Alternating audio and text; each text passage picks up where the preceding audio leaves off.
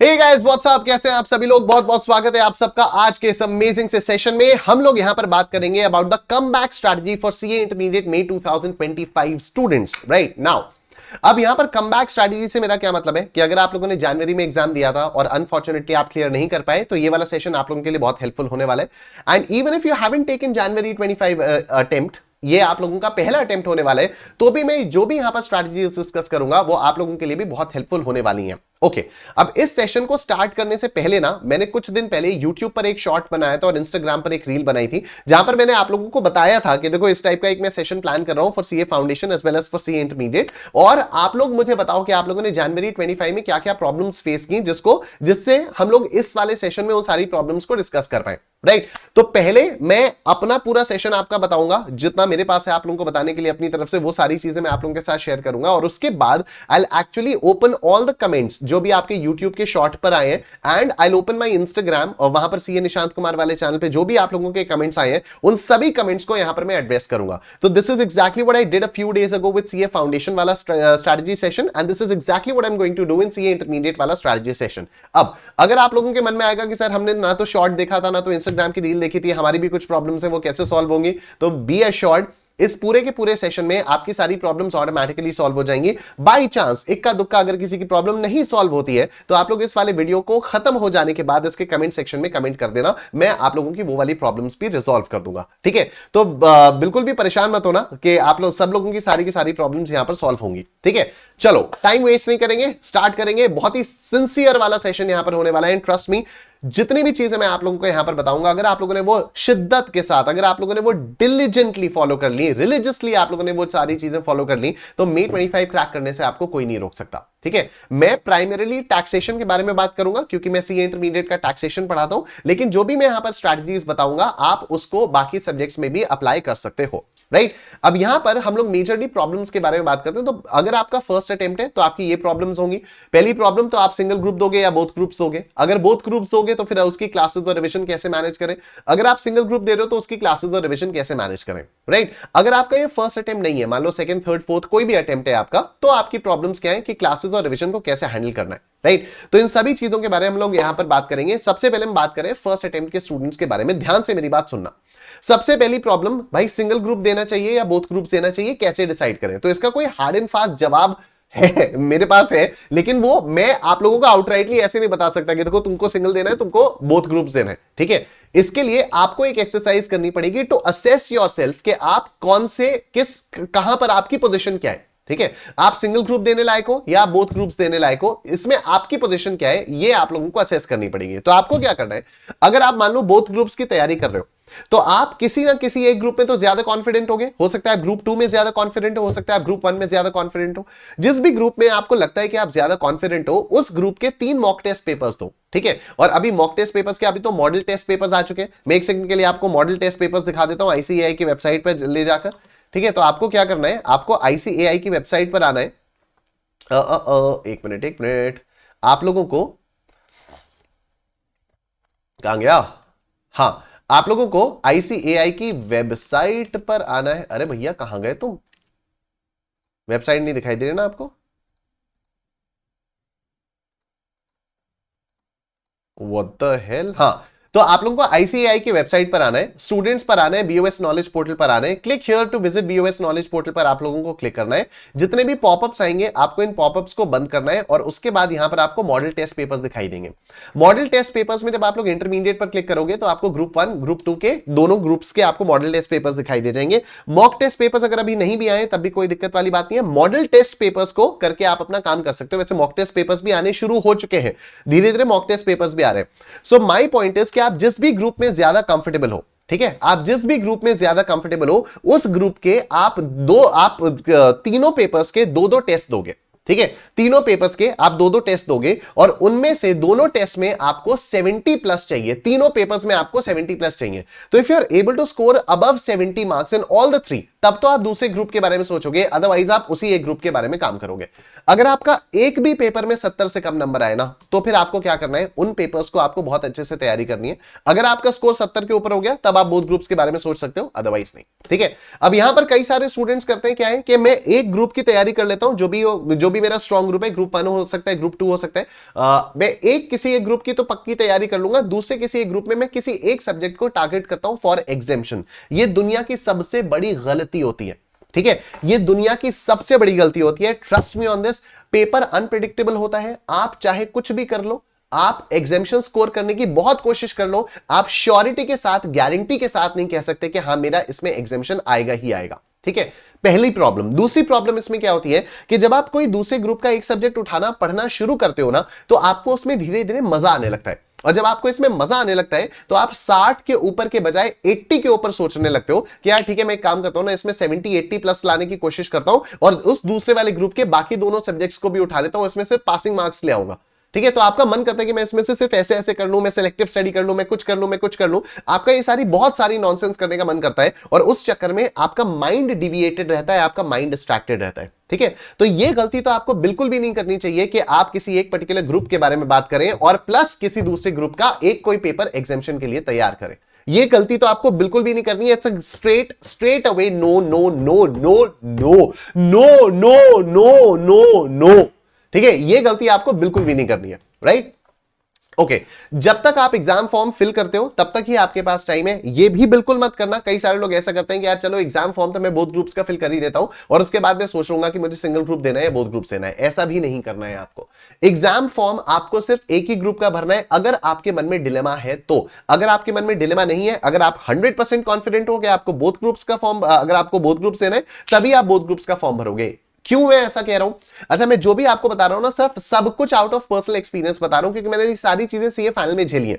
तो ये सारी की सारी चीजें जो मैंने सीए फाइनल में झेली है ना, वही सारी चीजें तुम लोग सीए इंटरमीडिएट में भी झेलते रहते हो। एक group plus 1 subject of the other group for examination, या फॉर्म तो चलो दोनों ग्रुप्स का भर देते हैं, उसके बाद देखा जाएगा, सिंगल ग्रुप के लिए अटेम्प्ट कर लूंगा, फोकस तो मेरा एक ही ग्रुप पे रहेगा। ये सारी की सारी चीजें ना बहुत यूनिवर्सल प्रॉब्लम से और सदियों से चली जा रही है, 1949 से चली जा रही है, जब से ये आईसीएआई वाला एक्ट बना हुआ है, ठीक है। तो जब से ये चार्टर्ड अकाउंटेंट्स का एक्ट बना हुआ है तब से ये प्रॉब्लम्स चली ही जा रही हैं, तो इसमें कोई टेंशन लेने वाली बात नहीं है। ऐसा होता है, तुम्हारे साथ भी ऐसा हो रहा है। मैं सब कुछ out of experience, personal experience के बेसिस पे मैं सारी की सारी चीजें आप लोगों के साथ शेयर कर रहा हूं।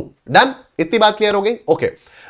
प्रॉब्लम क्या होती है, अगर आप दोनों ग्रुप्स का फॉर्म भर देते हो, अगर आप दोनों ग्रुप्स का फॉर्म भर देते हो, तो जब तक आप एग्जाम हॉल में बैठते नहीं हो ना, तब तक आपके मन में थोड़ा सा लालच आता रहता है कि यार मैं एक ग्रुप तो मेरा सही हो ही रहा है, मैं चलो दूसरे ग्रुप का भी थोड़ा बहुत पोर्शन पढ़ लेता हूं, तो उससे भी मुझे बहुत फायदा हो जाएगा, ये हो जाएगा, वो हो जाएगा। दुनिया भर का नाटक चलता रहता है। प्लीज इस चक्कर में अपना टाइम, अपनी एनर्जी वेस्ट नहीं करोगे, ठीक है। आप लोग इस चक्कर में अपनी टाइम और एनर्जी वेस्ट बिल्कुल भी नहीं करोगे। जो तरीका मैं आपको बता रहा हूं, जिस भी एक किसी एक ग्रुप में आप लोग कॉन्फिडेंट हो, उस ग्रुप के तीनों पेपर्स को उठाओ, एक एक मॉक टेस्ट पेपर, दो मॉक टेस्ट पेपर्स दो। अगर आपके तीनों पेपर्स में 70 प्लस आ गए तब तो आप दूसरे ग्रुप के बारे में सोचोगे, अदरवाइज आप दूसरे ग्रुप के बारे में बिल्कुल भी नहीं सोचोगे, ठीक है।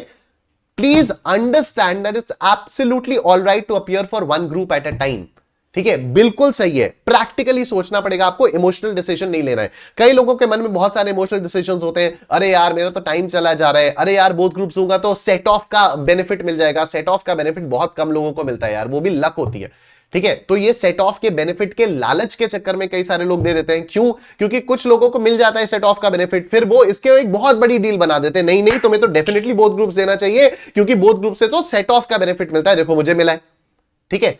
अटर नॉनसेंस है ये। आप देखो कितने लोग देते हैं प्लस कितने लोगों को ये बेनिफिट मिलता है, और वो रेशो आप अगर इमेजिन करोगे, वो रेशो अगर आप फाइंड आउट करने की कोशिश करोगे तो आपको पता चलेगा, ठीक है। वो कुछ लोग ऐसे होते हैं जिनको सेट ऑफ का बेनिफिट मिल जाता है, and then they keep on advertising it कि नहीं नहीं आपको बोथ ग्रुप्स देना चाहिए, तो फिर आपको ये हो जाएगा, वो हो जाएगा, ऐसा हो जाएगा, वो ऐसा हो जाएगा। मैं बोथ ग्रुप्स के अगेंस्ट में बिल्कुल भी नहीं हूं, please do not take me otherwise. मैं इस फेवर में हूं कि आप अपने आप को प्रॉपर्ली असेस करो। अगर आपका असेसमेंट आपको परमिट करता है कि आपको बोथ ग्रुप्स देने चाहिए, आप बिंदास बोथ ग्रुप्स दो, आप रैंक लेकर आओ, मेरी सारी की सारी बेस्ट विशेस आप लोगों के साथ है, ठीक है। लेकिन अगर आपका असेसमेंट आपको परमिट नहीं करता है तो फिर आप प्लीज सिंगल ग्रुप करके दीजिए। भले ही 3-4 महीने 5 महीने एक्स्ट्रा लगेंगे, एक ग्रुप अभी होगा, फिर एक ग्रुप सितंबर में होगा, बढ़िया है, कोई दिक्कत वाली बात नहीं है, जल्दी होगा काम। यहां पर कई सारे लोग ये भी करते हैं, मई 25 स्किप कर देता हूं, बोथ ग्रुप सितंबर 25 दूंगा। अटर नॉनसेंस, प्लीज ऐसा नहीं करना है। आपको अटेम्प्ट स्किप नहीं करना है, आपको बोथ ग्रुप्स के पीछे पागलों की तरह नहीं पड़े रहना है कि नहीं मैं बोथ ग्रुप्स दूंगा, मुझे सेट ऑफ का बेनिफिट मिल जाएगा, मेरी एज निकली जा रही है। कुछ ऐसा नहीं होता है, कोई फर्क नहीं पड़ता है, ठीक है, 4 महीने बाद सीए बन जाओगे, लेकिन 4 महीने बाद सीए बन तो जाओगे। जबरदस्ती इमोशनल होने की वजह से अगर आप बोथ ग्रुप्स का अटेम्प्ट देते हो, बोथ ग्रुप्स देते हो एक ही साथ में, तो फिर वो कितने टाइम तक डिले होगा वो आप लोगों को अभी समझ में नहीं आएगा, और जब आएगा तो आप नहीं सह पाओगे। मैं सह चुका हूं, मैं झेल चुका हूं, ठीक है। इसलिए मैं आप लोगों के साथ कह रहा हूं, सीए फाइनल में मैंने ये गलती की थी कि बोथ ग्रुप्स दूंगा, मेरी एज निकली जा रही है, सेट ऑफ का बेनिफिट मिल जाएगा, ये हो जाएगा, वो हो जाएगा, करते करते करते करते इतने सारे अटेम्प्ट्स लगे, टोटल 9 अटेम्प्ट्स लगे थे। और मेरे साथ के आज भी कई सारे ऐसे लोग हैं जो अभी भी सीए का एग्जाम दिए जा रहे हैं, ठीक है। I am 34 years old right now. अगर उस समय, और मेरे कई सारे दोस्त ऐसे भी थे जिन्होंने उसी समय, जब मैं 23-24 साल का था, जब मैं सीए फाइनल का एग्जाम दे रहा था, उन लोगों ने एक एक ग्रुप करके दिया, बहुत पहले वो लोग सीए बन चुके थे, ठीक है। तो प्लीज अंडरस्टैंड दिस, इसको इमोशनली नहीं सोचना है, इसको प्रैक्टिकली सोचना है। और आपकी प्रैक्टिकलिटी आपसे बेहतर और कोई नहीं जानता है, आपको किसी को बताने की जरूरत नहीं है। कोई आपसे कुछ नहीं कहेगा। सीए बनने के बाद जब आप जॉब करते हो, कोई आपसे पूछता तक नहीं है कि आपका क्या हुआ है, क्या नहीं हुआ है, क्या हुआ है, क्या नहीं हुआ है, ठीक है। रैंक आती है, बहुत अच्छी बात है, हम लोग खुद बहुत कांग्रेचुलेट करते हैं रैंकर्स को, लेकिन ट्रस्ट मी, वो जो रैंक आती है वो एक शॉर्ट टर्म फेम वाली चीज होती है।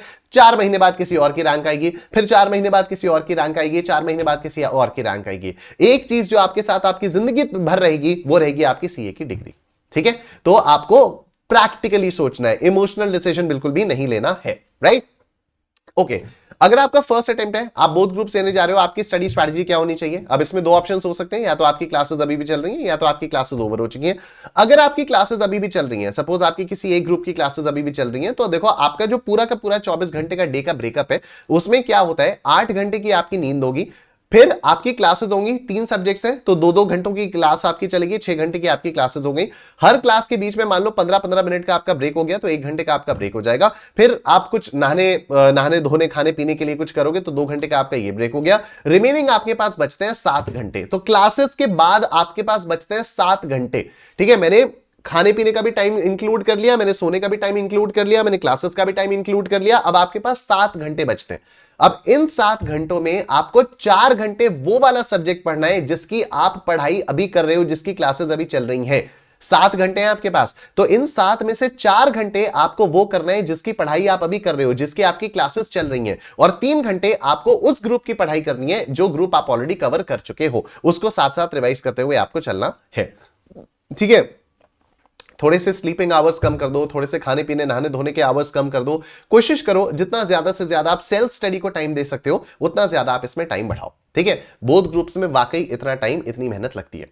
अब अगर आपकी कोचिंग खत्म हो चुकी है, दोनों ग्रुप्स की कोचिंग आपकी खत्म हो चुकी है, तब बड़ा आसान है, आपको जितना भी आपने पढ़ा है आपको सिर्फ उसको रिवाइज करना है, ठीक है। तो आप एक दिन में सिर्फ एक ग्रुप उठाओगे। जैसे आज है, आज आपने ग्रुप 1 उठाया, ग्रुप 1 के आपने तीनों पेपर्स आज रिवाइज किए, फिर कल आप ग्रुप 2 के तीनों पेपर्स रिवाइज करोगे, परसों आप फिर ग्रुप 1 के करोगे, फिर नरसों आप फिर ग्रुप 2 के करोगे, एंड सो ऑन। इस तरह से आपको करना है, ठीक है।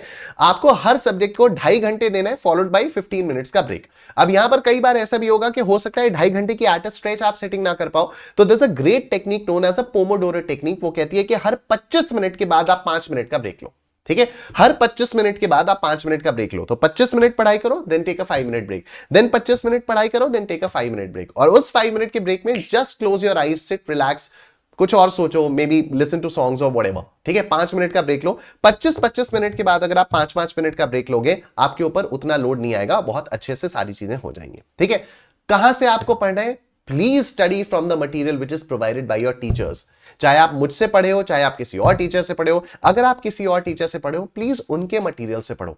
अगर आप मुझसे पढ़े हो, प्लीज मेरे ही मटेरियल से पढ़ो, ठीक है। तो इसमें बिल्कुल भी, मतलब मैं इसमें कंप्लीटली कोई ईगो वाली बात नहीं है कि नहीं आप मेरे स्टूडेंट नहीं हो, ये नहीं हो, आप होगे, किसी और के स्टूडेंट होगे आप, ठीक है। Being at an edtech platform, I can not name other teachers, otherwise I would have named other teachers, ठीक है। मैं बताता कि सपोज आप इन टीचर से पढ़े हो, सपोज आप इन टीचर से पढ़े हो, सपोज आप इन टीचर से पढ़े हो, मुझे भी पता है, आपको भी पता है कि आप किन किन टीचर से पढ़ सकते हो। YouTube पे सारे के सारे टीचर्स अवेलेबल है, हमारे वाले भी अवेलेबल है, नॉन हमारे वाले भी अवेलेबल है, सब कुछ अवेलेबल है। My point is very clear. आप शुरुआत से आपने जिन टीचर की क्लासेस ली हैं, आप उन्हीं के नोट से पढ़ाई करोगे। थोड़ा बहुत किसी टीचर के नोट्स में ऊपर नीचे होगा, उससे कोई फर्क नहीं पड़ता है। हो सकता है जिन टीचर से आपने पढ़ाई की हो उनके नोट्स में कुछ कम हो, मेरे नोट्स में कुछ ज्यादा हो, कोई बात नहीं। हो सकता है मेरे नोट्स में कुछ कम हो, उनके नोट्स में कुछ ज्यादा, कोई फर्क नहीं पड़ता, ठीक है। इट्स हार्डली 1 और 2%, जो डिफरेंस आता है 1-2% का ही डिफरेंस आता है, उससे ज्यादा कोई डिफरेंस नहीं आता। हर टीचर अपने हिसाब से, अपनी सोच के हिसाब से, अपनी कैपेसिटी के हिसाब से आपको बेस्ट मटेरियल प्रोवाइड करता है, provided you stick to the material which is provided by that teacher of yours. ठीक है, उनके नोट से आप लोग पढ़ोगे, आप अक्लैमेटाइज्ड रहते हो, आपको आदत रहती है, आपको आसानी होती है। डन। ओके, अब आपको क्या करना है, जब आप पढ़ रहे होगे तो आपको खुद से इंपॉर्टेंट क्वेश्चंस को मार्क करना है, जिससे एग्जाम से एक दिन पहले आप सिर्फ उन्हीं क्वेश्चंस को रिवाइज करोगे, राइट। मॉक टेस्ट पेपर्स आप लोग देते रहो, देते रहो, देते रहो। कम से कम 3 मॉक टेस्ट पेपर्स आपको एग्जाम वाले माहौल में बनाकर देने होते हैं। कम से कम 3 मॉक टेस्ट, मतलब दोपहर को 2 से 5 का टाइम आप मॉक टेस्ट के लिए रखो, क्योंकि एग्जाम में भी 2 से 5 में आपका एग्जाम होता है। तो 1:45 अपने आप को पेपर दो, 15 मिनट का रीडिंग टाइम दो, 2 से 5 में आपका एग्जाम है, 2 से 5 में आप एग्जाम करो। उस बीच में फोन नहीं, घर पे मम्मी पापा नहीं, बहन भाई कुछ भी नहीं, उन 3 घंटों में आपको सिर्फ अपना पेपर देना है। तो कम से कम हर सब्जेक्ट के कम से कम आपको 3 मॉक टेस्ट पेपर्स देने हैं, और latest model test papers, mock test paper सब कुछ इंस्टीट्यूट ने अपनी वेबसाइट पर दिए हुए हैं, राइट। अब अगर मान लो किसी का फर्स्ट अटेम्प्ट है और आप सिंगल ग्रुप देने की तैयारी कर रहे हो, तो आपकी 2 प्रॉब्लम्स हो सकती हैं कि आपको रिवीजन कैसे करना है, आपको बैकलॉग्स कैसे करना है। रिवीजन स्ट्रैटेजी बहुत ही प्यारी, बहुत ही सिंपल सी है। पहला रिवीजन जो भी आप पढ़ोगे उसके 24 घंटे के अंदर अंदर होगा। नेक्स्ट रिवीजन जो भी पहला रिवीजन होगा उसके 3 दिन के अंदर अंदर होगा, और उसके बाद एवरी 7th डे आपका सब्सिक्वेंट रिवीजन होगा। Trust me on this. मुझे अभी 2 दिन पहले एक स्टूडेंट का मैसेज आया कि सर मुझे शुरुआत में लगता था कि आपकी रिवीजन स्ट्रैटेजी बहुत बड़ा टाइम वेस्ट है, लेकिन मैंने फिर भी आपकी बात मान के इसको करना शुरू किया और मुझे आज समझ में आ रहा है कि इसकी क्या इंपॉर्टेंस है, राइट। तो ये वाली रिवीजन स्ट्रैटेजी अगर आपने फॉलो कर ली तो इनिशियली टफ लगेगा, इनिशियली आपको लगेगा बकवास है, लेकिन जिसने फॉलो कर ली है, मैं बता रहा हूं जिन्होंने भी फॉलो की है, उन्होंने एंड में कभी ये बोला नहीं है कि सर आपकी रिवीजन स्ट्रैटेजी हमने फॉलो की थी लेकिन हो नहीं पाया। ठीक है, ये जरूर होता है कि सर फॉलो कर नहीं पाते हैं, कर नहीं पाते हैं, क्योंकि बोरिंग है, बहुत बोरिंग है, बहुत बोरिंग है। इतनी बार सेम चीज रिवाइज करना बहुत बोरिंग है। लेकिन एग्जाम हॉल में तो वही काम आएगा ना भाई। एग्जाम हॉल में क्वेश्चन देखते ही स्ट्राइक होना चाहिए ना, अरे यार ये तो कल ही पढ़ा था, ये तो 50 बार रिवाइज कर चुके हैं, आंख बंद करके भी मैं इसको लिख सकता हूं। तो वो वाली स्टेज पे आने के लिए मल्टीपल रिविजन जरूरी है, ठीक है। और मल्टीपल रिविजन्स को आप फॉलो कैसे करोगे? By using Google calendar. अब गूगल कैलेंडर पे किस तरह से आप करोगे, ये रिविजन प्लानर बनाओगे, वो भी मैं आप लोगों को बता देता हूं। तो ये है आज की तारीख है जिस दिन आप लोग ये वाला सेशन देख रहे हो, आप उस हिसाब से देख लेना। I am taking this session on 16th of March, ठीक है। सपोज आज आपने इनकम फ्रॉम हाउस प्रॉपर्टी पूरा का पूरा पढ़ डाला। अब आपको क्या करना है, आज 16 मार्च को आपने पढ़ा, इसका पहला रिवीजन 17 मार्च को होगा। आप क्रिएट पर आओगे, टास्क पर आओगे, मैं यहां पर करूंगा इनकम फ्रॉम हाउस प्रॉपर्टी, ठीक है। मैं कर दूंगा इनकम फ्रॉम हाउस प्रॉपर्टी। यहां पर फिर आप इसमें टाइम डाल दोगे सुबह 6 बजे का, ठीक है। इसमें आप टाइम डालोगे सुबह 6 बजे का, 17 मार्च का आपने डाल दिया, ये यहां पर सेव हो गया, ठीक है। अब कल सुबह 6 बजे आपके फोन में नोटिफिकेशन आ जाएगा कि भाई आपको आज इनकम फ्रॉम हाउस प्रॉपर्टी को रिवाइज करना है, राइट। सर सुबह 6 बजे तो हम उठते भी नहीं है, कोई दिक्कत वाली बात नहीं है, आपके फोन पे नोटिफिकेशन आ जाएगा। आप जिस भी समय उठोगे उस समय उठ के आप इसको रिवाइज कर सकते हो, राइट। उसके बाद 3 दिन के बाद यानी 18, 19, 20 छोड़ के 21 तारीख को इसका फिर से रिवीजन होना है। तो आप यहां पर आओगे, क्रिएट पे आओगे, टास्क पे आओगे, आप करोगे इनकम फ्रॉम हाउस प्रॉपर्टी, ठीक है। इनकम फ्रॉम हाउस प्रॉपर्टी आपने ये किया, और उसके बाद ये 17 को गया, 18, 21 तारीख ये हो गई, और सुबह 6 बजे का आपने यहां पर रिमाइंडर लगाया। सुबह 6 बजे का यहां पर रिमाइंडर लगाने के बाद डज नॉट रिपीट पे आप आओगे और वीकली पे कर दोगे, सेव कर दोगे। Now every week at 6 AM हर फ्राइडे सुबह 6 बजे आपके पास ये नोटिफिकेशन आएगा, revise income from house property, ठीक है। Google calendar is a thing which is available on everybody's phones, even if you are using some other companies phone, आप आईफोन यूज कर रहे हो या आप मे बी एमआई का फोन यूज कर रहे हो जहां पर एमआई का खुद का कैलेंडर है, तो भी आप प्ले स्टोर पर जाके गूगल कैलेंडर को डाउनलोड कर सकते हो। And even if you are using an iPhone, तभी आप ऐप स्टोर पर जाके गूगल कैलेंडर को डाउनलोड कर सकते हो। Trust me, this is the one of the best calendars that I found so far, जो रिवीजन आपका बहुत आसान बनाता है। नाउ अब यहां पर कई सारे फॉलो अप क्वेश्चंस आते हैं कि सर इतनी बार सेम चीज हम लोग रिवाइज करेंगे तो फिर कैसे होगा, टाइम ही नहीं मिलेगा बाकी चीजों को करने का। आप समझो इस चीज को, आप जितनी बार एक चीज को पढ़ के रिवाइज करते हो ना, जितनी बार एक चीज को आप रिवाइज करते हो, उतनी बार the time taken to revise that thing reduces drastically.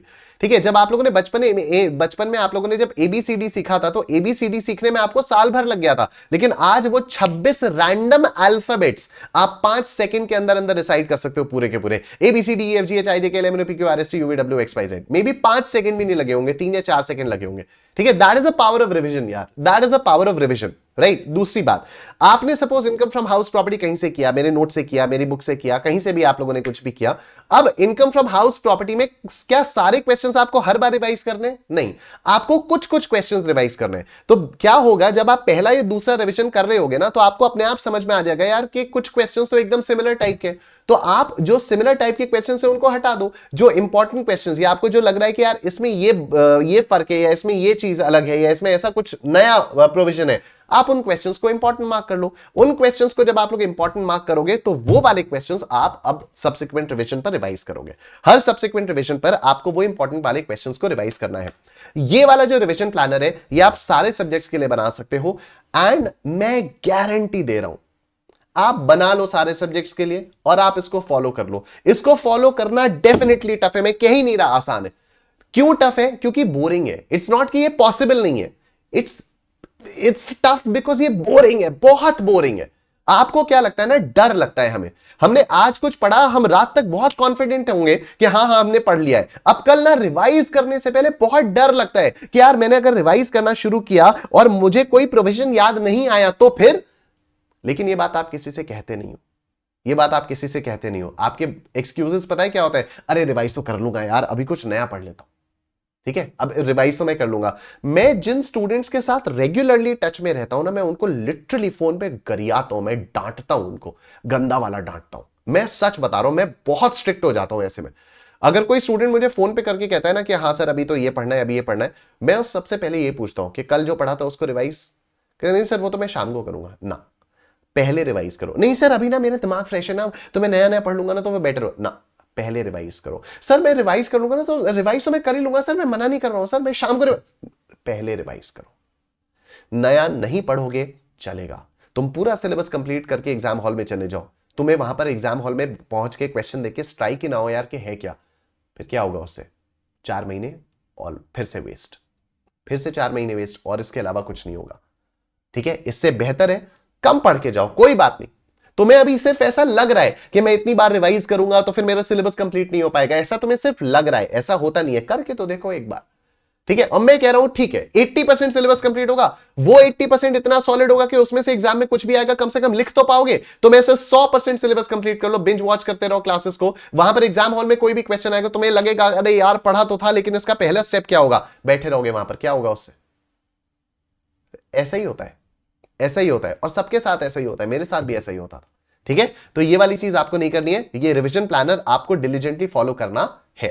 ठीक है, ये रिवीजन प्लानर आपको डिलीजेंटली फॉलो करना है, राइट। अब अगर कुछ लोग ऐसे जो अभी तक पढ़ रहे थे लेकिन रिवाइज अभी तक नहीं कर पा रहे थे, आप अभी से स्टार्ट कर दो यार, आज से। मान लो कई सारे लोग ऐसे होंगे सर पढ़ा तो है लेकिन अभी तक रिवाइज नहीं किया, आप क्या करें? आप आज से रिवाइज करना शुरू कर दो, कोई दिक्कत थोड़ी ना है उसमें। आप आज से रिवाइज करना शुरू करो, आज से जो भी रिवाइज करोगे उसके हिसाब से रिवीजन प्लानर बनाओ, बात खत्म, डन। स्लोली ग्रेजुअली आपका सब कुछ सॉर्ट हो जाएगा, राइट। अब यहां पर कई सारे लोगों को लगता है कि सर एक और भी बहुत कॉमन सवाल है कि sir how to cover backlogs with live classes. ठीक है, तो अब इसमें आपको समझने की बात है कि it's highly impractical for you to think कि आप सारे के सारे बैकलॉग्स क्विकली खत्म कर दोगे और फिर आप लाइव क्लासेस ज्वाइन कर लोगे। ये नहीं होगा। आपके जो बैकलॉग्स हैं वो किसी और की लाइव क्लास थी, तो आपको बैकलॉग्स को भी लाइव क्लासेस जितनी इज्जत देनी पड़ेगी। ये एक वेब सीरीज नहीं है। कल मैंने दोपहिया वेब सीरीज देखी, पूरी की पूरी बिंज वॉच कर डाली। सुबह 10 बजे से चला है, पूरी फैमिली बैठी हुई थी, सुबह 10 बजे से लेकर शाम 4 बजे तक, बीच में खाना वाना भी खा लिया, सब कुछ हो गया, पूरी की पूरी दोपहिया वेब सीरीज कर दी। अब आज मुझे इस समय याद थोड़ी है कि पहले एपिसोड में क्या हुआ था, दूसरे एपिसोड में क्या हुआ था, वो तो एज एन एंटरटेनमेंट देख लिया हम लोगों ने, पूरा मोटा मोटा जस्ट हम लोगों को पता है कि अच्छा दोपहिया वेब सीरीज में ऐसा ऐसा हुआ था, उसकी कोई दोपहिया होती है, कोई बुलेट होती है, वो चोरी हो जाती है, फिर चोर को पकड़ने के लिए कोशिश की जाती है, कोई उसका एक्स लवर निकल आता है, ये है वो है। अब अगर कोई मुझसे पूछ ले कि पहले एपिसोड में इस वाले मोमेंट पर क्या था, कोई क्वेश्चन पूछ ले, तो मैं क्या उसका एग्जाम देने के लिए तैयार हूं? मैं बिल्कुल एग्जाम देने के लिए नहीं तैयार हूं। मुझे मोटा मोटा जिस्ट पता है, लेकिन क्या मैं एग्जाम देने के लिए तैयार हूं? बिल्कुल भी तैयार नहीं। ठीक है, तो जब आप क्लासेस को बिंज वॉच करते हो ना, तो यही होता है, आपको मोटा मोटा पूरे चैप्टर का जिस्ट पता होगा, लेकिन क्या आप एग्जाम देने के लिए तैयार होगे उसके बेसिस पे? बिल्कुल भी नहीं। तो आपको कैसे करना है? आपको उसी सीक्वेंस में करना है जिस सीक्वेंस में आपको टीचर्स ने करवाया हुआ है। एक दिन में कितने लेक्चर्स देखने, एक लेक्चर या मैक्सिमम 2 लेक्चर्स आपको देखने, 2 से ज्यादा नहीं, बट मेक श्योर कि जो भी आप लेक्चर्स देख रहे हो उसका आप रिवीजन प्लानर प्रॉपर्ली बनाते रहो। Ideal time to complete the backlog जैसी कोई चीज नहीं होती, आप जितनी देर से स्टार्ट करोगे उतनी देर में आपका खत्म होगा, बस दैट्स इट। ठीक है, मेक श्योर कई बार कई केसेस में तो खत्म ही नहीं होगा, ठीक है, कई केसेस में बैकलॉग आपका खत्म ही नहीं होगा, इट्स ओके, लेकिन एटलीस्ट जितना पढ़ के जा रहे हो उतना तो सॉलिड करके जा रहे हो, you have to make sure of that. ठीक है, तो बैकलॉग का रिवीजन भी उसी तरह से आपको करना है जिस तरह से हम लोगों को मेन क्लासेस का रिवीजन करना है, राइट। अब जितने लोग दोबारा अपीयर करने जा रहे हैं, जनवरी में दे चुके हैं, उससे पहले भी शायद दिया था, उससे पहले भी कभी दिया था, अब मई 25 में फिर से अपीयर करने जा रहे हैं, आइडेंटिफाई वेयर यू लैग्ड। यार ऐसा नहीं हो सकता कि आपको पता ही ना हो कि आप क्या गलती कर रहे हो, ऐसा नहीं हो सकता। बहुत सारे स्टूडेंट्स के मेरे पास मैसेजेस आ रहे हैं कि सर और कितनी मेहनत करूं, सर मैं और कितनी मेहनत करूं। मैं ये बिल्कुल नहीं कह रहा कि आपने मेहनत नहीं की है या आपने मेहनत कम की है, मैं आपकी मेहनत को क्वेश्चन नहीं कर रहा हूं, मैं ये कह रहा हूं कि मेहनत गलत डायरेक्शन में हुई है। मैं रिक्शा चलाने की बार बार बार बार बार बार मेहनत करता रहूं, क्या मैं रिक्शा चलाने वाली मेहनत से साइकिल चला सकता हूं? नहीं चला सकता, मुझे बैलेंस करना ही नहीं आएगा। क्या मैं रिक्शा चलाने वाली मेहनत के बेसिस पर कार चला सकता हूं? नहीं, मुझे कार चलाना नहीं आएगा। क्या मैं स्कूटी चलाने वाली मेहनत से बाइक चला सकता हूं जिसमें गियर है? नहीं, मुझे नहीं आएगा। मैं आपकी मेहनत को क्वेश्चन नहीं कर रहा हूं, मैं कह रहा हूं वो मेहनत सही डायरेक्शन में नहीं जा रही होगी। ठीक है, हो सकता है आपने 50 किताबें लगाई हो, लेकिन क्या आपने उनको रिवाइज किया था? क्या आपने मॉक टेस्ट पेपर्स दिए थे? यह आपको समझना पड़ेगा। ठीक है, या तो आपने इमोशनल डिसीजन मेकिंग की होगी जनवरी में, बोथ ग्रुप्स, जबरदस्ती वाला बोथ ग्रुप्स, आपने रिविजन्स प्रॉपर्ली नहीं किए होंगे, आपने मॉक टेस्ट पेपर्स कायदे से नहीं लगाए होंगे, इसके अलावा कुछ और हो ही नहीं सकता है। ठीक है, तो सोचो, नहीं सर मैंने तो रिवीजन किए थे, क्या रिवीजन प्लानर के हिसाब से रिवीजन किए थे? नहीं सर, तो ये आपको सोचना पड़ेगा। अब नेक्स्ट कोर्स ऑफ एक्शन क्या है? अगर आप ऑलरेडी अपीयर कर चुके हो जनवरी 25 में, तो मई 25 के लिए please go for a single group. अगर आप जनवरी 25 में ऑलरेडी अपीयर कर चुके हो और आप अनसक्सेसफुल रहे हो, प्लीज मई 25 single group. Sir attempt skip करके सितंबर में बोथ ग्रुप दे दूं क्या? नो सर, मेरा बहुत मन है सर, प्लीज ना, प्लीज ना। मुझे ऐसे कमेंट्स आए हुए, ऐसे मैसेजेस आए हुए यार, जब से रिजल्ट आया 4 मार्च से, तब से तो व्हाट्सएप पे और इंस्टाग्राम पे तो मैं मैसेजेस पे बात कर ही रहा हूं ना। तो आई कॉन्स्टेंट, मेरा आधे से ज्यादा टाइम यही जाता है, भाई मई 25 स्किप नहीं करना है। नहीं सर मेरा तो बहुत मन है सितंबर 25 में बोथ ग्रुप्स देने का, सर मेरा तो बोथ ग्रुप्स देने का बहुत मन है। क्यों मन है? क्यों मन है बोथ ग्रुप्स देने का? क्या तैयार हो बोथ ग्रुप्स के लिए? नहीं सर, इसीलिए तो कह रहा हूं मई 25 स्किप करना है। स्किप कर दिया ना अगर, तो सितंबर 25 भी स्किप होगा, मैं गारंटी दे रहा हूं आपको। क्योंकि एक बार अगर आपको स्किप करने का माइंडसेट बन गया ना, तो आप सितंबर में भी कोई ना कोई रीजन ढूंढ लोगे स्किप करने का। आपने अभी सोचा कि मैं मई 25 स्किप करूंगा, आप एकदम से रिलैक्स हो जाओगे। आप एक बार रिलैक्स हो गए, उसके बाद आप सितंबर 25 के में भी ढील दे दोगे पढ़ाई में। फिर सितंबर 25 जब क्लोज आने वाला होगा, तो आपको लगेगा नहीं यार सितंबर 25 भी नहीं दे पाऊंगा। फिर आप सितंबर 25 में कोई ना कोई रीजन ढूंढोगे, कभी स्ट्रेस से लेकर बीमार पड़ जाओगे, कभी कुछ हो जाएगा, कभी कुछ ना कुछ हो ही जाएगा, आप सितंबर 25 भी नहीं दे पाओगे। तो प्लीज मेरी हाथ जोड़कर आपसे रिक्वेस्ट है, मई 25 स्किप मत करना। अगर जनवरी 25 दिया है, गो फॉर मई 25 सिंगल ग्रुप की तैयारी करो। अब मैं टैक्स के बारे में अगर आपको बताऊं, तो टैक्स में देखो चेंजेस है। टैक्स के लिए आपको फास्ट ट्रैक बैच लेना चाहिए, ये मेरा रेकमेंडेशन है। ठीक है, कि आप फास्ट ट्रैक बैच लो। बाकी मैं एक रिवीजन सीरीज मंडे से लेकर आ रहा हूं, ठीक है, 17 तारीख से, कल से। तो रिवीजन सीरीज में क्या होगा, मंडे और थर्सडे को रात को 9 बजे आपकी चला करेगी रिवीजन सीरीज, जिसमें सारे चैप्टर्स का मैं रिवीजन आपको कराऊंगा। जनवरी 25 में अगर आप लोगों ने दिया होगा तो आपको पता होगी मेरी रिवीजन सीरीज के बारे में, किस तरह से हम लोग रिवीजन करते हैं। ठीक है, शॉर्ट क्रिस्प नोट्स में मैं आपको सारा रिवीजन कराता हूं, क्वेश्चंस की सॉल्विंग यहां पर नहीं होती है। रिवीजन सीरीज में क्वेश्चन सॉल्विंग नहीं है, फास्ट ट्रैक बैच में क्वेश्चन सॉल्विंग है। ठीक है, तो फास्ट ट्रैक बैच अगर आप लोग लेते हो तो आपको बुक्स भी मिलती हैं, आपको क्लासेस भी मिलती हैं। वो बैच अभी ऑलरेडी चल रहा है, कुछ क्लासेस हो चुकी हैं, बाकी 31 मार्च तक बाकी की सारी क्लासेस भी हो जाएंगे। ठीक है, ये रिवीजन सीरीज 17 मार्च से स्टार्ट होगी और ये अप्रैल एंड तक जाएगी। ठीक है, तो रिवीजन सीरीज आपकी ऐसे चलेगी, हर चैप्टर का यहां पर रिवीजन होगा, डेफिनेटली हर चैप्टर का रिवीजन होगा, बस आपको क्वेश्चंस के लिए अलग से बुक लेनी होगी। ठीक है, अब आप लोग ये कहां से ले सकते हो वो भी मैं आपको फटाफट से बता देता हूं। तो अड्डा 24/7 की वेबसाइट पर आपको आना होगा। अड्डा 24/7 की वेबसाइट पर जब आप लोग आओगे, तो यहां पर आप जैसे ये अड्डा 24/7 की वेबसाइट पर आए, आप ऑल कोर्सेज में आओगे, एकाग्रता सीए पर आओगे, सी इंटरमीडिएट पर आओगे, सी इंटरमीडिएट पर यहां पर आप लोग क्लिक कर दोगे। ठीक है, my recommendation for taxation would be to go for a fast track. ठीक है, would be to go for fast track. तो जब आप यहां पर व्यू ऑल पर क्लिक करोगे तो यहां पर आपको फास्ट ट्रैक टैक्सेशन दिख जाएगा। ये रहा फास्ट ट्रैक टैक्सेशन आप लोगों को यहां पर दिख जाएगा। लाइव क्लासेस चल रही हैं, आपको कोई जरूरत नहीं है लाइव ज्वाइन करने की। बहुत सारी क्लासेस 10-12 क्लासेस मेरे ख्याल से हो चुकी हैं, आप उन क्लासेस को देखो। उन क्लासेस के बाद फिर आप ये कर लो। अभी ऑलरेडी 25% का डिस्काउंट भी चल रहा है और यहां पर आपको बुक्स भी मिलेंगी, बुक्स मिलेंगी विद सॉल्यूशंस। ठीक है, अगर आपको मन नहीं है कि नहीं सर मैं फास्ट ट्रैक बैच अफोर्ड नहीं कर पा रहा, तो कोई बात नहीं भाई, आप क्या कर सकते हो, इंटरमीडिएट की बुक्स देख सकते हो। ये मेरी 2 किताबें हैं, ये आपको दोनों किताबें यहां से ले लेनी है। ठीक है, लेकिन भाई कुछ तो आपको लेना ही पड़ेगा। ठीक है, कुछ तो आपको लेना ही पड़ेगा, सारा का सारा तो ऐसा नहीं हो सकता कि सभी कुछ आपको फ्री में मिल जाए। ठीक है, कुछ तो आपको लेना ही पड़ेगा। तो लेटेस्ट है, अच्छा अगर मान लो सितंबर 25 से जनवरी 25 होता, सॉरी सितंबर 24 और जनवरी 25 होता, तो मैं कहता कुछ भी लेने की जरूरत नहीं है, क्योंकि सारे अमेंडमेंट्स फ्री में है, सब कुछ ऑलरेडी अवेलेबल है, कोई दिक्कत नहीं है। लेकिन क्योंकि जनवरी 25 और मई 25 वाला पंगा है ना, असेसमेंट ईयर चेंज हो चुका है, अमेंडमेंट्स काफी सारे आ गए, कैपिटल गेन्स में काफी सारे अमेंडमेंट्स है। तो क्वेश्चन सॉल्विंग, आप लोगों को क्वेश्चन सॉल्विंग में आपको थोड़ी सी हैंड होल्डिंग की जरूरत है। ठीक है, तो और वो वाली पुरानी किताबें भी काम नहीं करेंगी। अब कई सारे लोगों के पास पुरानी किताबें, वो कह रहे हैं सर अमेंडमेंट के हिसाब से ये तो ये होना चाहिए, तो ये होना चाहिए। भाई पुरानी किताबें तो मई 25 के लिए तो है ही नहीं ना।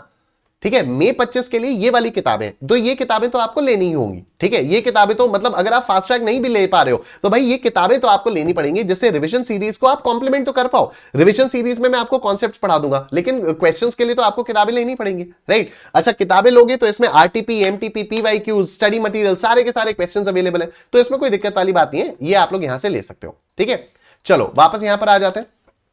तो सिंगल ग्रुप आपको देना है, आपको वो टॉपिक्स पहले रिवाइज करने हैं जिनमें आप सबसे ज्यादा कंफर्टेबल हो, उसके बाद आपको रिमेनिंग टॉपिक्स को कवर करना है। कई सारे लोग यहां पर भी गलती करते हैं, स्टार्ट करते हैं उन वाले टॉपिक से, कई सारे लोग यहां पर स्टार्ट करते हैं उन टॉपिक से जिनमें वो कंफर्टेबल नहीं है, कि यार जो टॉपिक्स मुझे आते हैं उनको तो मैं रिवाइज कर ही लूंगा, लेकिन ये वाले टॉपिक्स तो मेरे लिए एकदम फ्रेश है। सब अगेन सबसे बड़ी गलत स्ट्रैटेजी है ये। ठीक है, जो टॉपिक्स आपको आते हैं आप पहले उनमें तो कंफर्टेबल हो अपने आप को, उनको याद करो, आप उनको रिवाइज करो, उनका रिवीजन प्लानर बनाओ, एटलीस्ट वो तो पक्के होते जाए ना यार। उसके बाद जब भैया आप कुछ नया स्टार्ट करोगे तो फिर इवेंचुअली उसको भी आप रिवाइज करते रहो। आप अभी कुछ भी अगर नया स्टार्ट कर रहे हो, पुराना आप रिवाइज नहीं कर रहे हो, तो the more you are not revising the old stuff, the more you are forgetting that old stuff. ये चीज आपको समझनी पड़ेगी। ठीक है, तो जिन टॉपिक्स में आप सबसे ज्यादा कंफर्टेबल हो, और ये चीज मुझे भी समझने में बहुत टाइम लगा था एज अ स्टूडेंट, तो मैं इसलिए चिल्ला चिल्ला के बोल रहा हूं जिससे आप लोग ये चीज समझ जाओ कि आप जिन टॉपिक्स में ज्यादा कंफर्टेबल हो उन टॉपिक्स को आपको पहले रिवाइज करना है। उन टॉपिक्स को रिवाइज करके उसका रिवीजन प्लानर बना लो, जिससे रेगुलर बेसिस पर उसका रिवीजन आप लोगों का चलता रहे।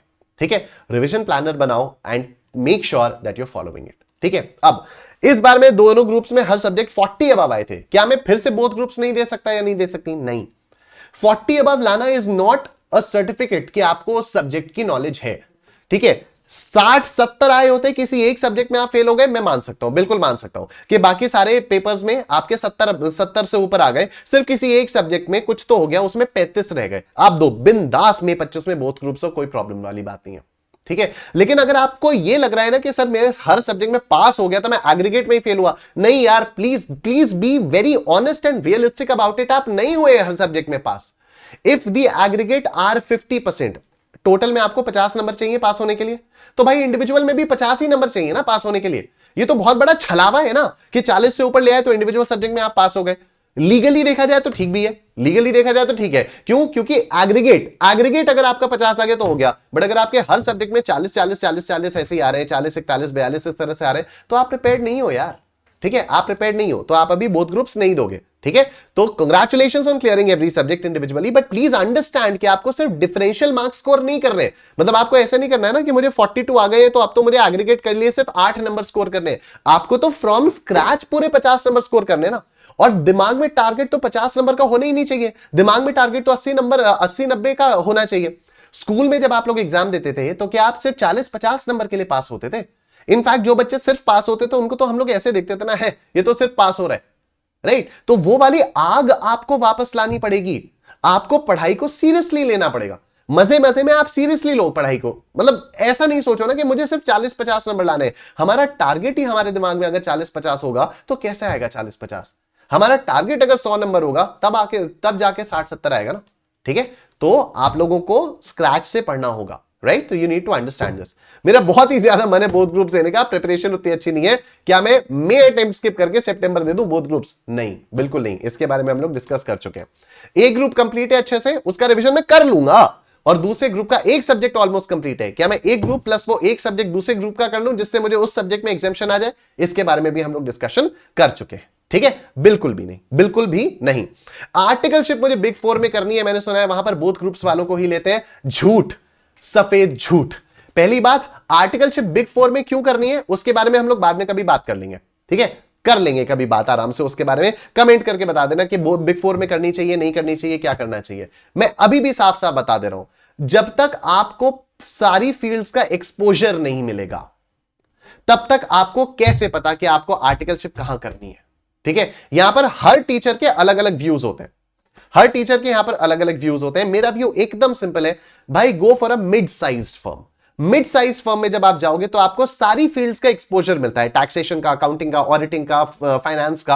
आपको आर्टिकलशिप के दौरान पता चलता है कि मुझे किस चीज में इंटरेस्ट आ रहा है, फिर आप जॉब कर लो बिग फोर में, कोई दिक्कत वाली बात नहीं है, ठीक है? आर्टिकलशिप अगर आपको बिग फोर में करनी है तो you'll be put into one department, फिर वो आपकी अटमोस्ट क्लैरिटी होनी चाहिए। या फिर you should be willing to accept कि हाँ ठीक है यार, मैं बिग फोर से करूंगा, भले मैं ऑडिट में जाऊंगा तो मैं ऑडिट में रहूंगा, बिग फोर से करूंगा, ठीक है? फिर मैं 2 साल सिर्फ और सिर्फ ऑडिटिंग करूंगा, फिर मुझे किसी और चीज का एक्सपोजर नहीं चाहिए, I will do it only audit.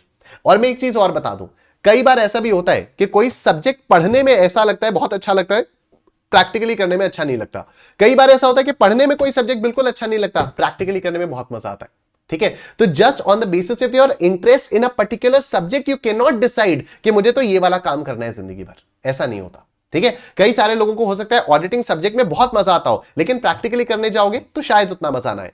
कई सारे लोगों को हो सकता है टैक्सेशन में बिल्कुल मजा ना आता हो पढ़ने में, क्या यार इतनी सारी चीजें याद करनी पड़ती हैं, प्रोविजंस, अमेंडमेंट्स, इतना सब कुछ हो जाता है, ये सब नहीं करना मेरे को लाइफ में। लेकिन जब आप वहां पर प्रैक्टिकली करोगे आपको हो सकता है बहुत ज्यादा मजा आ जाए, ठीक है? तो कुछ भी ऐसा हो सकता है किसी को ऑडिट पढ़ने में बिल्कुल मजा ना आता हो, अरे यार क्या थ्योरी है, रटना पड़ता है, लेकिन प्रैक्टिकली जब जाओ ऑडिट करने को लगे, अरे यार ये तो मजा ही आ गया, क्लाइंट की लोकेशन पर जाओ, ऑडिट करो, वहां पर उससे मतलब आपको पूरी इज्जत दी जा रही है, यूर अ स्टैट्यूटरी ऑडिटर, अलग उसके ठाठ है। तो ये आपको सारी फील्ड्स का जब तक एक्सपोजर नहीं होगा तब तक आप श्योरिटी के साथ नहीं डिसाइड कर पाओगे, ठीक है? तो बिग फोर में आर्टिकलशिप करने का इतना लोड मत लो कि नहीं मुझे तो बिग फोर में ही करनी है। और प्लस दूसरी बात, even if you take one group at a time, आप बिग फोर में आर्टिकलशिप कर सकते हो। देखो, it's just about having some connection जिससे आपका इंटरव्यू हो जाए। इंटरव्यू होने के बाद, मतलब एक बार जब आप इंटरव्यू के लिए वहां पर जब आप बैठ जाओगे ना, उसके बाद आप ही अपने आप को बचा सकते हो। आपकी नॉलेज के बेसिस पर ही वो आप लोगों को देखेंगे। रिजल्ट के बेसिस पे ठीक है, आपको थोड़ी सी कंपैरेटिव एज एक मिल जाएगी कि आपने बोथ ग्रुप्स क्लियर किया है, ये हुआ है, वो हुआ है, आपको मे बी कंपैरेटिव एज मिल जाएगी, लेकिन नॉट, ऐसा कुछ नहीं है कि जो एक एक ग्रुप करके देते हैं वो आर्टिकलशिप बिग फोर में नहीं कर सकते, कर सकते हैं, ठीक है? कंक्लूजन क्या हुआ? एक बार में अगर आप एक ग्रुप दोगे तो ये आपको कोई कम चार्टर्ड अकाउंटेंट नहीं बना देता। आप ये नहीं बोलते हो, मतलब ये देखो, एजुकेशन इंडस्ट्री में हम लोग ऐसा बोल सकते हैं, I am a first attempt cleared chartered accountant, I am a rank holder chartered accountant और मैं आपको पढ़ा रहा हूं, ठीक है? हम लोग एजुकेशन इंडस्ट्री में ऐसा बोल सकते हैं। बट जब आप प्रैक्टिस करोगे ना, तो जो आपका क्लाइंट होगा ना, क्लाइंट किसी भी चार्टर्ड अकाउंटेंट को यह देखकर नहीं आता कि अरे आप फर्स्ट अटेम्प्ट चार्टर्ड अकाउंटेंट हो, आपने बोथ ग्रुप्स एक बार में दिया था, आपने कैसे किया था। क्लाइंट ये नहीं देखता है। क्लाइंट आपकी नॉलेज के बेसिस पर आता है। जब आप जॉब करने जाते हो, आपकी नॉलेज, आपकी स्किल्स आपको जॉब दिलवाती हैं, ठीक है? इट्स लाइक अमिताभ बच्चन के बेटे अभिषेक बच्चन को ब्रेक मिल जाएगा, अनन्या पांडे को ब्रेक मिल जाएगा, शाहरुख खान की बेटी सुहाना खान को ब्रेक मिल जाएगा, लेकिन उस ब्रेक के बाद वो अपने आप को कैसे सस्टेन करेगी वो उसकी स्किल्स पर डिपेंड करेगा। आप रैंक ले आए, बोथ ग्रुप्स आपने कर दिया, इनिशियली हो सकता है आपको ज्यादा इंटरव्यूज में बैठने का मौका मिल जाए, हो सकता है मिल जाए, लेकिन आगे आप सस्टेन कैसे करोगे वो आपकी स्किल्स और आपकी नॉलेज पे डिपेंडेंट होगा। हो सकता है अगर आपने बोथ ग्रुप्स में क्लियर नहीं किया, एक एक ग्रुप करके क्लियर किया, आपको मे भी कुछ उन जैसी कंपनीज में इंटरव्यू के लिए बैठने का मौका ना मिले, लेकिन अगर आपकी नॉलेज और स्किल्स अच्छी हैं, साल 1.5 साल के अंदर अंदर आप एट पार आ जाओगे जहां पर रैंक होल्डर्स होते हैं, आप एट पार आ जाओगे। तो जॉब में आपकी सक्सेस कंप्लीटली आपकी नॉलेज पर डिपेंड करती है, it doesn't depend on the marks, ठीक है? Understand this. तो you can still work at big fours and make a big name for yourself. Success can only be achieved if you work very hard consistently. Consistently आपको मेहनत करनी पड़ेगी और यही hard work आपको इवेंचुअली स्मार्ट वर्क पर ले जाएगा, राइट? तो आपको अभी से स्टार्ट करना होगा, राइट? अगर आपके कोई भी और सवाल है आप कमेंट सेक्शन में भेजो उसको, मैं आपको उसका जवाब देता हूं। Wish you guys all the way best, stand out of the crowd. अब एक बार मैं क्विकली देख लेता हूं, क्योंकि मुझे लगता है मोस्ट ऑफ द क्वेश्चंस मैंने यहां पर डिस्कस कर ही लिए। कुछ क्वेश्चंस का मैं यहां पर आंसर देख लेता हूं जो भी आप लोगों के हैं यहां पर, ठीक है। तो लेट मी सी, एक मिनट।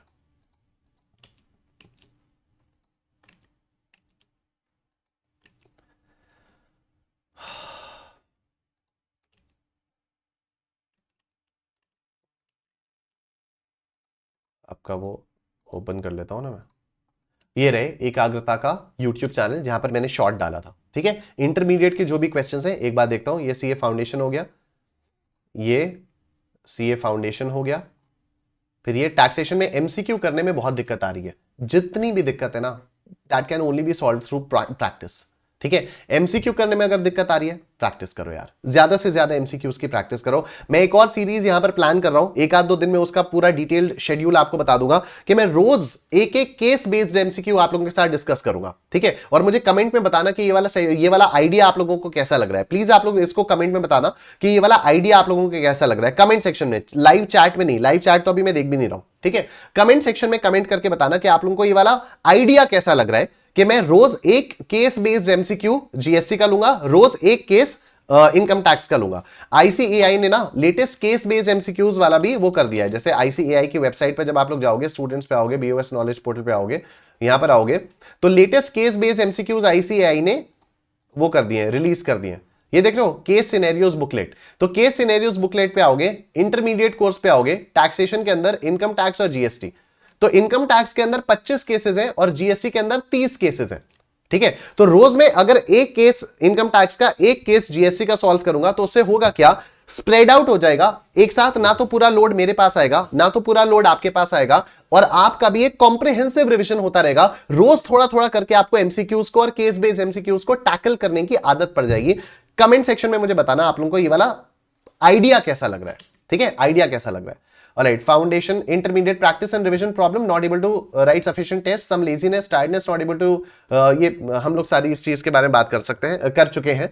सर ये मुझे ये समझ नहीं आ रहा था कि चैप्टर को किस सीक्वेंस में करना है, मैंने कोई प्लानर नहीं बनाया। अब कब रिवीजन स्टार्ट करना है, प्लीज आप इसमें हेल्प कर दीजिए फॉर सीए फाउंडेशन। इंटरमीडिएट में भी ये प्रॉब्लम बहुत आराम से हो सकती है, कोई दिक्कत वाली बात नहीं है। तो इसका सॉल्यूशंस हम लोग सारा यहाँ पर डिस्कस कर चुके हैं। फाउंडेशन का result, statistical description, CA inter, question समझ नहीं आए कौन से चैप्टर से थे, बेसिकली कुछ क्वेश्चन को सेलेक्ट किया, यस मुझे आते हैं, ये तो कल या आज सुबह ही किया था, बट एग्जाम टाइम में नहीं बन पाया, क्यों? एमसीक्यू एंड थ्योरी में प्रॉपर टाइम भी नहीं दे पाया, एमसीक्यू करने जाता हूं, थ्योरी क्वेश्चन रह जाते हैं, ये ऐसा लगता था, वाइस वर्सा।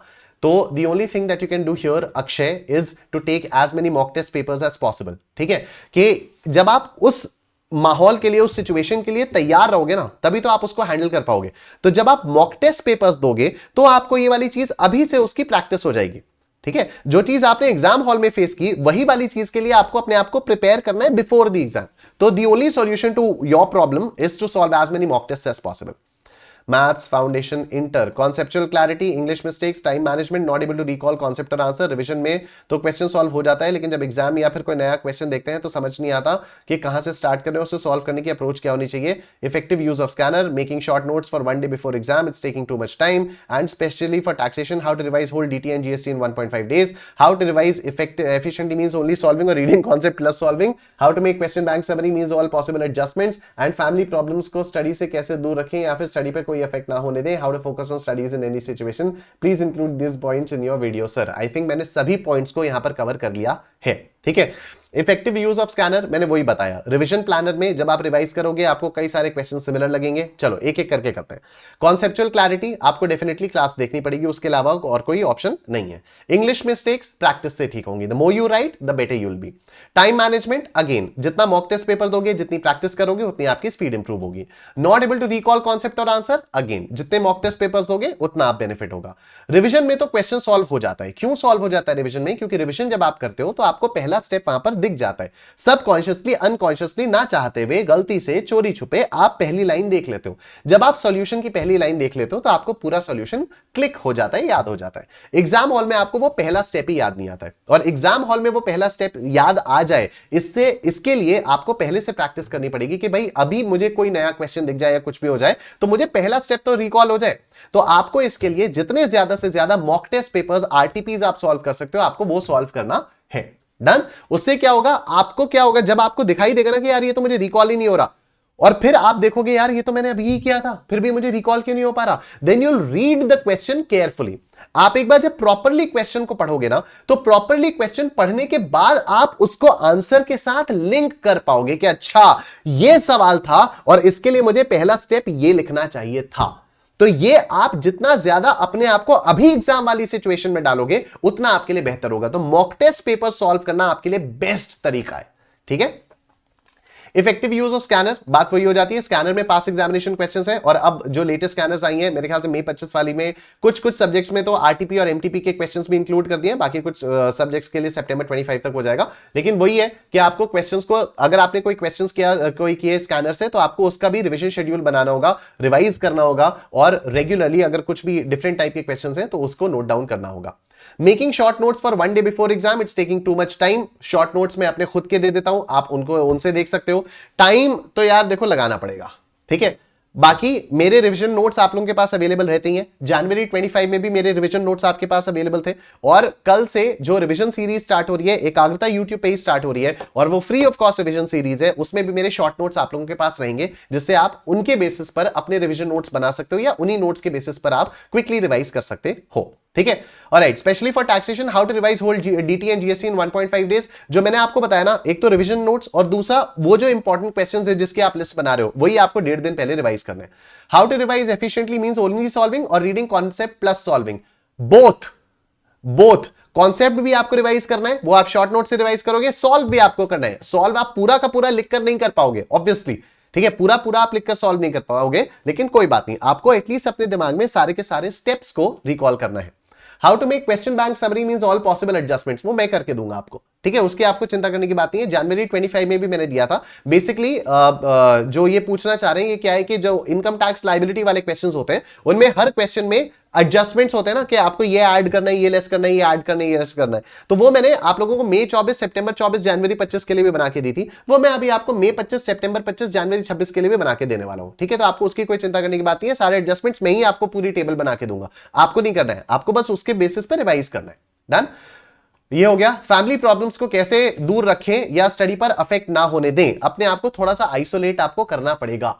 ठीक है, फैमिली प्रॉब्लम्स हर एक के घर में होती हैं, हर घर में लड़ाइयां होती हैं, मम्मी पापा लड़ते हैं, दादा दादी लड़ते हैं, सारी प्रॉब्लम्स होती हैं, टीवी चलता रहता है, बहुत शोर होता रहता है, कभी कोई मेड पे चिल्ला रहा होता है, कभी छोटा भाई या बहन पढ़ने नहीं देता, कभी बड़ा भाई बहन परेशान करता है, कभी मम्मी पापा ताने, कुछ भी हो सकता है वो, ठीक है, कभी रिलेटिव्स ताने मारते हैं, ये सब होता है। आपकी असली ताकत तो तभी निकलकर बाहर आएगी ना अगर आप इससे अपने आप को अफेक्ट नहीं होने दोगे, तो ये आपको करना पड़ेगा। राइट, ये सब मैंने कर लिया, बट वेरी गुड यार। ये कौन है, क्या नाम है इनका, प्रशांत, वेरी गुड यार, you gave a huge list and आपके सारे क्वेश्चंस मैंने यहां पर कवर किए। Intermediate, I was prepared well, but due to panic attacks, I was fully nervous and wasn't able to perform well and failed in exam and still in a self-doubt for next exam. Mock test papers दो यार, mock test papers दो। पहली बात तो mock test papers दो विनायक। दूसरी बात मैं आपको एक साइकोलॉजिकल फैक्ट भी बताता हूं। पैनिक अटैक्स आपको इसीलिए आ रहे हैं क्योंकि आपको लग रहा है कि यार अगर सीए का एग्जाम नहीं हुआ तो जिंदगी खत्म है, ऐसी की तैसी खत्म है। जो लोग चार्टर्ड अकाउंटेंट्स नहीं है वो अपनी लाइफ में सक्सेसफुल नहीं है क्या, है ना? तो भाई एक एग्जाम ही तो है, बचपन से लेकर कितने एग्जाम्स दिए तुमने यार, एक एग्जाम को लेकर तुम इतना पैनिक क्यों कर रहे हो? आगे लाइफ में बहुत सारी प्रॉब्लम्स आएंगी, पता है। और ये चीज मुझे पता है किसने बोली, अभी बहुत रिसेंटली बोली, मैं भी बहुत स्ट्रेस में आ गया। देखो यार, life is full of stress, life is actually full of stress, right. तो अभी मैं बहुत स्ट्रेस में था, मैं पिछले कुछ दिनों से बहुत स्ट्रेसफुल सिचुएशन में था, और मैं अड्डा 24/7 के ऑफिस में भी गया। I spoke to the founders, I spoke to the CFO of the founders, I spoke to the CFO, Gaurav Sahni नाम है उनका, सीए है वो भी, सीए है, चार्टर्ड अकाउंटेंट है, सीए गौरव साहनी नाम है उनका, and he is touching around 49-50 years of age, ठीक है। उन्होंने लिटरली मेरे को ऐसा टॉन्ट मारा है ना, कहते अबे तुम 30-30 साल के बच्चे, तुम लोग स्ट्रेस ले रहे हो, तुम्हें पता क्या है जिंदगी के स्ट्रेस के बारे में, ठीक है, तुम लोग इतना स्ट्रेस कैसे ले सकते हो, ठीक है। This is what he said to me कि तुम्हें क्या स्ट्रेस है, हम यहां पर बैठे हुए हैं, तुम्हें स्ट्रेस किस बात का है। ठीक है, तो यही मैं चीज आप लोगों से भी कहना चाहता हूं यार, सीए का एग्जाम सिर्फ एक एग्जाम है, उसको अपनी जिंदगी या मौत का चीज मत बनाओ यार। ठीक है, तो ये जो पैनिक अटैक्स आपको आ रहे हैं ना, पैनिक अटैक्स आपको क्यों आते हैं? पैनिक अटैक्स आपको इसलिए आते हैं क्योंकि आपको लगता है कि ये अगर नहीं है तो मेरी जिंदगी तो खत्म है, मेरी जिंदगी बर्बाद है, मैं किसी को शक्ल दिखाने लायक नहीं हूं, मैं कुछ नहीं हूं, मैं अपने आप को बहुत बर्बाद। सेल्फ डाउट इसीलिए तो आता है।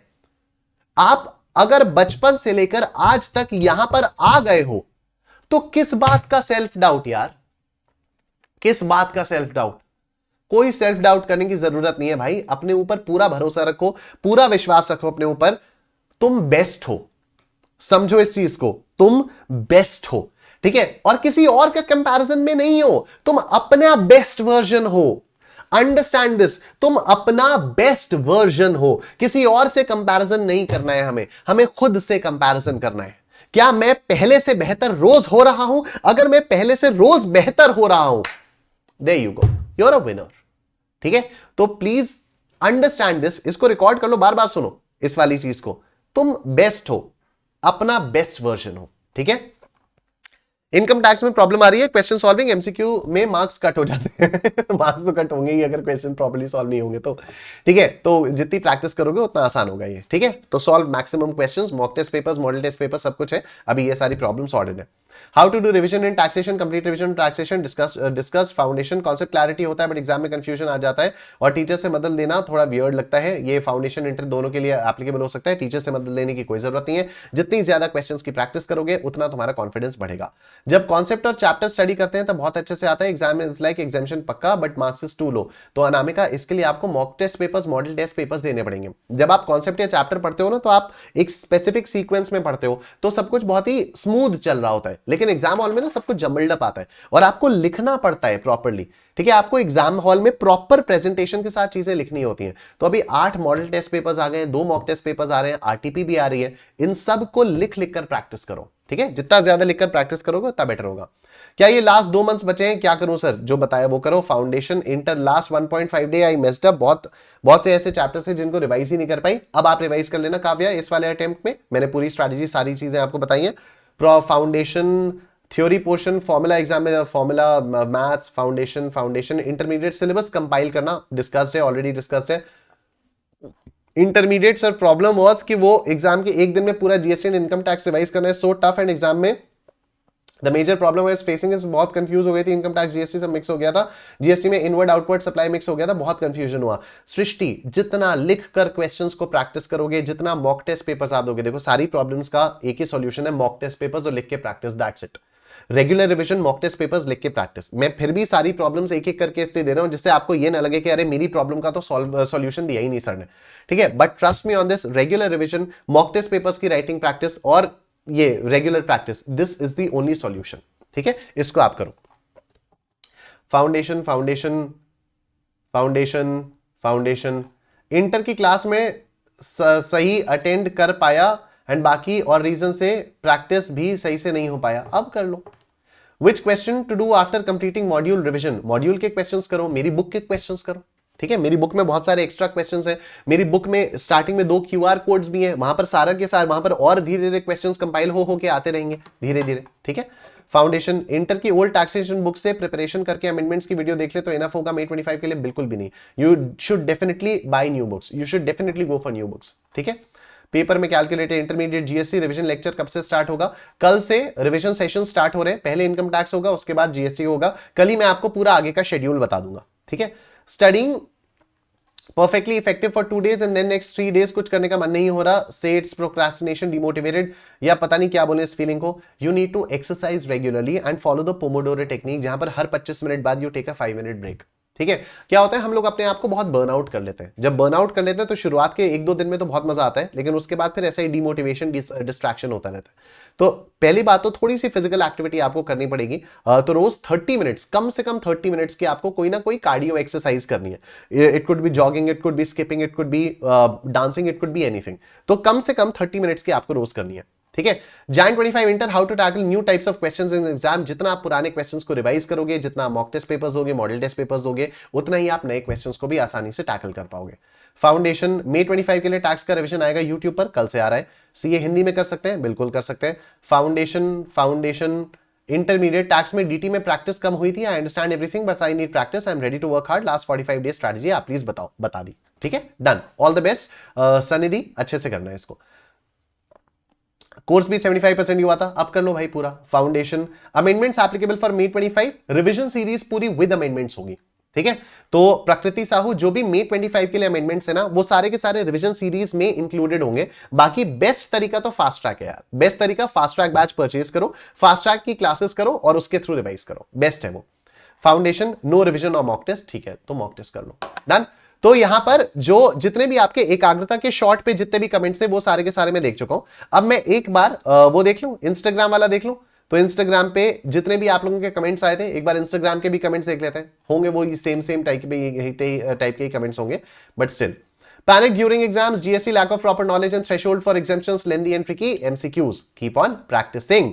प्रेजेंटेशन टिप्स सर, जैसे सजेस्टेड आंसर्स में प्रैक्टिस करवाई जाती है, जैसे सजेस्टेड आंसर्स में आंसर दिए हुए हैं उसी तरह से आपको आंसर को प्रेजेंट करना है, जैसे हम लोग क्लासेस में प्रेजेंट करते हैं वैसे ही आपको प्रेजेंट करना है। Foundation how to prepare small theory chapters of tax and GST like returns e way bill through the revision notes and the revisionary series. Hesitation during exams, practice mock test papers, जितना mock test दोगे ना श्रुति उतनी ज्यादा आपकी hesitation कम होगी, उतना आपका confidence बढ़ेगा। सी यार एक चीज समझो ना, आपको 100 मीटर रेस में पार्टिसिपेट करना है, आप जब तक उसकी प्रैक्टिस नहीं करोगे तब तक आप कैसे सोच सकते हो कि आप वहां पर जाके फर्स्ट आ जाओगे। आपको तो यह सोचना है भाई मुझे फर्स्ट आना है, ठीक है, तो आपको उसकी प्रैक्टिस करनी पड़ेगी ना। तो आपको रोज 100 मीटर्स की रेस भाग भाग के अपनी टाइमिंग को रिड्यूस करना पड़ेगा ना। तो बस यही वाली चीज है। सबसे बेस्ट लाइव किया ये सेशन, तो थोड़ा और इंटरेस्टिंग सेशन होगा। अच्छा ठीक है, done.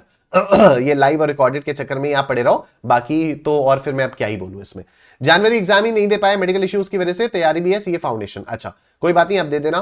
Bhavya all the best. Not able to select the questions to do first and last, चलो ये तो मैथ्स के लिए था ऑफिशियल श्रुति, और अगर टैक्स के लिए भी है तब भी कोई दिक्कत वाली बात नहीं है। यू स्टार्ट सीक्वेंशियली ना, अगर आपको कोई भी क्वेश्चन ऐसा लग रहा है कि यार ये वाला मुझे आता है, आप उसको स्टार्ट कर दो, सॉल्व करना आप उसको स्टार्ट कर दो। मान लो बीच में आपको लगा कि यार ये तो यहां पर इस पॉइंट पे आके मैं स्टक हो जा रही हूं, आप 2-4 पेजेस छोड़ो आगे बढ़ो, मतलब उसके लिए जो भी आपको लगता है कि इतनी स्पेस लग जाएगी उस स्पेस को छोड़ो, आप आगे बढ़ो, कोई दिक्कत वाली बात नहीं है। सेलेक्टिव स्टडी करके गया था, सबसे बड़ी प्रॉब्लम है सेलेक्टिव स्टडी नहीं करनी चाहिए। स्कैनर के पीवाई के क्वेश्चन में बहुत प्रॉब्लम होती है, तो आपको उनको जैसे जैसे आप प्रैक्टिस करोगे उतनी आपकी आसान होगा। GST lack of proper knowledge, ये तो हो गया, प्रेजेंटेशन टिप्स ये सब कुछ भी हो गया, I think everything is done, ठीक है, एवरीथिंग इज डन। बाकी अगर कोई भी प्रॉब्लम है, इंटर में हिंदी मीडियम और जो पढ़ते हैं वो याद नहीं रहता तो रिवाइज करना पड़ेगा उसके लिए। और कंसिस्टेंसी नहीं बनती और सीओसी खराब थी, I don't know what you mean by COC, और कंसिस्टेंसी नहीं बनती तो रिवीजन प्लानर के थ्रू आपको कंसिस्टेंसी बनानी पड़ेगी। ठीक है sir, I passed but the problem I face was कितना भी प्रैक्टिस कर लूं इट ऑलवेज फील्स कि कम है एंड कॉन्फिडेंस कभी नहीं आता after giving test and multiple revision. वो होता है, बहुत अच्छी बात है अंजलि कि आपके साथ ऐसा होता है, बहुत अच्छी बात है, एंड दिस शुड हैपन, इतना होना चाहिए, ठीक है। जीएसटी और इनकम टैक्स दोनों का जो क्वेश्चन 1 होता है ना, वो सॉल्व करने में दिक्कत हो चाहे इजी भी हो, बट उसमें ना कंफ्यूजन आ जाता है। हाँ, तो उसके लिए मैंने आपको स्ट्रैटेजी बताई है ना कि टैक्सेशन का पेपर आपको एग्जाम हॉल में किस सीक्वेंस में सॉल्व करना चाहिए। सबसे पहले आपको क्वेश्चन नंबर 1 सॉल्व ही नहीं करना है, सबसे पहले आपको क्वेश्चन नंबर 1 जो कंपलसरी वाले उसको छोड़ के बाकी पेपर सॉल्व करना है, फिर आपको एमसीक्यूज और केस बेस्ड एमसीक्यूज सॉल्व करना है, उसके बाद आपको वो करना है क्वेश्चन नंबर 1 आपको सॉल्व करना है, ठीक है, क्योंकि उसमें प्रॉब्लम आनी ही आनी है, तो इसलिए उसको लास्ट के लिए छोड़ना है। बाकी सारे पेपर में आप पास हो जाओ, उन वाले क्वेश्चंस में आप देख लो, जितने मार्क्स आए वो आपके लिए बोनस है, ठीक है। चलो ये भी हो गया। सर पेमेंट ऑफ टैक्स के क्वेश्चन समझ नहीं आता, बुक में पीवाईक्यू में अलग और एग्जाम में अलग, थ्योरी वाले छोटे छोटे, नहीं ऐसा कुछ नहीं है कि बुक में अलग होता है पीवाईक्यू में अलग होता है, ऐसा बिल्कुल भी नहीं है। क्वेश्चंस वही होते हैं, बस आप देख के डर जाते हो। तो जितना ज्यादा mock test papers, model test paper solve करोगे उतना आपके लिए बेटर होगा। डीटी के पेपर को देख के ब्लैंक हो जाता हूं, तो चलो ब्लैंक होने की प्रैक्टिस अभी से करते हैं, मॉक टेस्ट पेपर्स हो, मॉडल टेस्ट पेपर्स हो, ठीक है। हिंदी मीडियम की वजह से ये कोई कायदे का रीजन है नहीं है, हिंदी मीडियम की वजह से given 2 times group 2 but fail test series में मार्क्स अच्छे आते थे, लाइक 30-40, बट एग्जाम में डोंट नो इतने कम क्यों मिले। तो 30-40 अच्छे मार्क्स नहीं है। कौन है आप? दीपा। 30-40 अच्छे मार्क्स नहीं है, बिल्कुल अच्छे मार्क्स नहीं है 30-40। टेस्ट सीरीज में अच्छे मार्क्स तब माने जाएंगे जब आपके 80-90 आएंगे, ठीक है। टेस्ट सीरीज में 80-90 आए, एग्जाम हॉल में 30-40 आए तो प्रॉब्लम है। टेस्ट सीरीज में ही 30-40 आ रहे हैं तब तो एग्जाम हॉल में आपको भी पता है कि वो 25 से ऊपर थोड़ी आएंगे एग्जाम हॉल में, ठीक है। Intermediate group 1 Jan 25, now will be giving both groups May 25, not a right decision. Sir मेरा मैथ्स में 42 मैथ्स एमसीक्यू देखकर लगता है कि वो ही करने में टाइम चलेगा और बाद में, हाँ तो अभी इसका थोड़ी देर पहले मैंने बताया ना कि सीक्वेंस में आपको सॉल्व करना है, वो आप देख लो। ठीक है, टाइम मैनेजमेंट सब कुछ हो गया, क्वेश्चन समझ आता है, बनता नहीं है, रिवीजन मॉक टेस्ट, बाकी सब कुछ सेम है यार, सेम टाइप के क्वेश्चंस है, तो आप लोग इसको देख लेना। और भी अगर देखो, आप लोगों को भी पता है सॉल्यूशन क्या है इसका, अब आपके ऊपर डिपेंड करता है। अगर आपको जेन्युइनली लगता है कि यार मेरा कुछ और ही है, तो फिर आप देखो उसको कि यहां पर इस वीडियो के कमेंट सेक्शन में आप कमेंट करो, अदरवाइज आपको कमेंट करने की भी कोई जरूरत नहीं है। Wish you guys all the very best. हाँ, ये जरूर बता देना कि जो इंटरमीडिएट टैक्सेशन में इनकम टैक्स और जीएसटी में जो मैं केस बेस्ड एमसीक्यूज को लेकर सोच रहा हूं कि रोज एक डीटी का केस, रोज एक जीएसटी का केस, अगर वो आप लोगों को सही लग रहा है तो फिर वो बता दो, उसको मैं जल्दी इंप्लीमेंट करवा देता हूं। 2-3 दिन के अंदर अंदर मैं पूरा इंप्लीमेंट करवा दूंगा उसको, कि रोज आपके पास एक case based MCQ income tax का आएगा, एक केस बेस्ड एमसीक्यू जीएसटी का आएगा, प्रॉपर सॉल्यूशन डिस्कशन हम लोग करेंगे। मेरे ख्याल से 10-15 मिनट डीटी में लगेगा, 10-15 मिनट जीएसटी में लगेगा। वो जो आधा घंटा हम लोग साथ में देंगे ना, उससे आपका पूरा डीटी और जीएसटी रिवाइज होता रहेगा और एक साथ लोड भी नहीं आएगा, थोड़ा थोड़ा थोड़ा थोड़ा रोज रिवाइज होता रहेगा। ठीक है, चलो, thank you so much everyone, take care, अपना ध्यान रखो, बाय बाय।